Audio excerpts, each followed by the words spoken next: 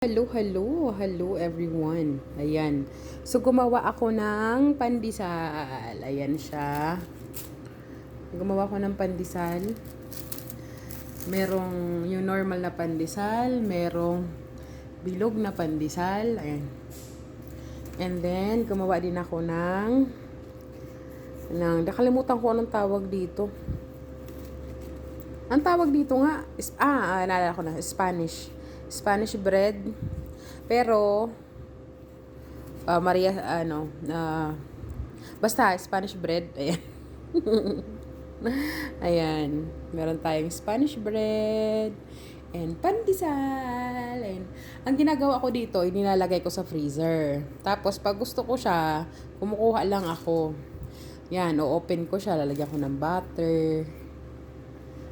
Ayan, homemade pandesal and Spanish bread. Ayan. Ay, pwede na talaga ako mag-asawa. My God. Ayan. Mainit pa siya. Perfect yung pagkaluto ko. Ayan, oh. 'Di ba? Ang perfect.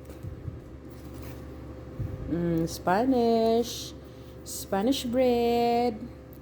And then my pandesal.